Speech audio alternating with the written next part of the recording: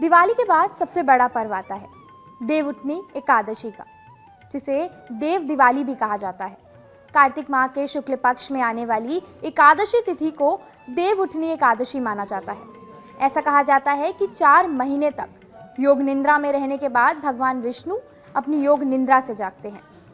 विष्णु भगवान के जागने के बाद सभी मांगलिक और शुभ कार्य शुरू हो जाते हैं। देवउठनी एकादशी को देव प्रबोधिनी एकादशी के नाम से भी जाना जाता है। हिंदू धर्म में देवउठनी एकादशी बहुत ही महत्वपूर्ण कहलाती है। इस दिन भगवान विष्णु और मां लक्ष्मी की उपासना की जाती है, जो कि सभी एकादशियों में सबसे महत्वपूर्ण होती है। देवउठनी एकादशी का मतलब होता है देवों का उठना। जैसे कि नाम से ही पता चल रहा है कि इस दिन श्री हरि चतुर्मास यानी 4 महीने की निद्रा के बाद जागेंगे। इसी दिन से सभी शुभ कार्य जैसे शादी, विवाह, मुंडन और सगाई की शुरुआत हो जाती है।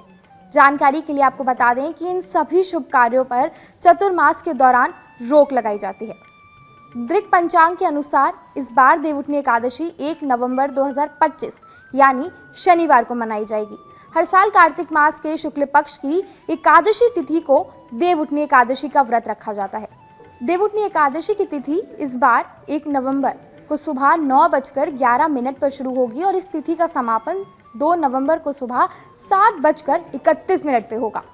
इसलिए उदय तिथि के अनुसार देवउठनी एकादशी 1 नवंबर को ही मनाई जाएगी। इस व्रत का पारण 2 नवंबर को दोपहर 1:11 से शुरू होकर 3:23 तक होगा। देवउठनी एकादशी के दिन घर में गन्ने का मंडप सजाया जाता है और उसके बीच में सुंदर चौक सजाया जाता है। चौक के केंद्र में भगवान विष्णु की मूर्ति या चित्र स्थापित किया जाता है। चौक के पास भगवान के चरण चिन्ह बनाए जाते हैं, जिन्हें ढक कर रखना शुभ माना जाता है। इसके बाद भगवान विष्णु को गन्ना, सिंघाड़ा, फल और मिठाइयों का भोग लगाया जाता है। अंत में घी का दीपक जलाकर उसे पूरी रात जलने दिया जाता है।